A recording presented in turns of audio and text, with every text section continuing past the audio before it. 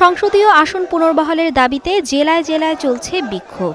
বৃষ্টি উপেক্ষা করে সড়কে অবস্থান নেন বিক্ষুব্ধরা।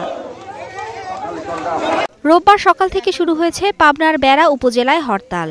এ সময় মিছিল নিয়ে স্লোগান দেন হরতাল পালনকারীরা। গাছের গুড়ি ফেলে সড়ক আটকে দেন।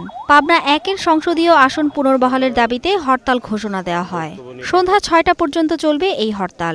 এদিকে সড়ক অবরোধ করে রাখায় ভোগান্তি বেড়েছে জনসাধারণের। হরতাল সমর্থকরা বলেন, সম্পূর্ণ অন্যায়ভাবে পাবনা ১ আসনকে ভাগ করা হয়েছে। বেড়া উপজেলাকে আলাদা করে পাবনা ২ আসনের সঙ্গে যুক্ত করা হয়। কিন্তু বেড়া উপজেলার জনগণ ব্যবসা বাণিজ্য সহ নানা কারণে সাথিয়ার সাথে যুক্ত। ৫০ বছর হলো বেড়া এবং সাথিয়ে পাবনা ৮টি ১ আসন। আমরা এখানে এমপি থেকে আরম্ভ করে আমাদের এই দুটো ইউনিট, যেরকম ধরেন এইগুলো সাথী আর এইগুলো বেড়া, আমাদের অবস্থানটাই এখন হঠাৎ আমরা মনে করতেছি একটা দলের সুপারিশে কি যেভাবে হয় তাদের ইয়েতে এই ঘটনাটা ঘটাইছে। আমাদের এক দফা আন্দোলন হচ্ছে, পাবনা ১ ৮টি পাবনা ১ বহাল করতে হবে। এই দাবি না পূরণ হওয়া পর্যন্ত লাগাতার আন্দোলন চলবে। যদি কোনো অনাকাঙ্ক্ষিত ঘটনা ঘটার সুযোগ নেই, তারপরেও যদি ঘটে আমরা এটা নিবারণ করার জন্য চেষ্টা করব।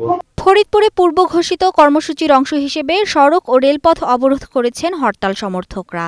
ভাঙ্গা উপজেলায় আসন বিন্যাসকে কেন্দ্র করে রোববার সকাল থেকে ষষ্ঠ দিনের মতো মহাসড়ক ও রেলপথে অবরোধ কর্মসূচি পালন করেন। ট্রেন আটকে রেল লাইনে বিক্ষোভ করেন। সড়ক আটকে রাখায় ধীর গতিতে চলছে পরিবহন, দীর্ঘ হচ্ছে যানজট। সকাল ৯টাতে ট্রেনটা কেন অবরোধ করে রেখেছে এরা? এখন এই যে রাত্রি অন্ধকারে আমার কাছে অনেক মাল সামানা রয়েছে, আমি এখন কি করব? সঙ্গে পুরুষ লোক নেই, আমি কিভাবে যাব?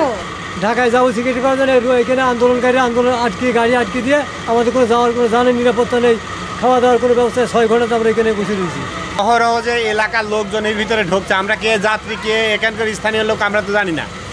আমার মাল সামানার যে কিটা নিরাপত্তা দেবে? আমাদের পারে আমরা দূরের লোক, আমার পারে যদি হুটহাট করে একটা যদি আক্রমণ করে আমার যদি সব লুটাই নেয়। যে নাতে নাত করে এখন ভরে শিখতে পারলো, কাঁদলো, না পারতেছে কিছু খাওয়াতে, না পারতেছে কিছু দিতে, না টাকা নাই, পয়সা নাই, কিছু নাই। হিসাব করে আনছিলাম, টিকিট কাটছি, এই পর্যন্ত। বিক্ষোভ হয়েছে বাগেরহাটেও। সকালে বৃষ্টি উপেক্ষা করে জেলা প্রশাসকের কার্যালয়ের প্রধান ফটকে অবস্থান নেন জেলাবাসী। পরে মিছিল নিয়ে জেলা নির্বাচন কর্মকর্তার কার্যালয়ের সামনে যান। বন্ধ করে দেন প্রধান ফটক। জেলায় সংসদীয় আসন 4টি বহালের দাবিতে নানা স্লোগান দিতে থাকেন তারা। পরে জেলা প্রশাসকের কার্যালয়ের প্রধান ফটক ঘেরাও করেন মিছিলকারীরা। Mithila Anjum, Star news.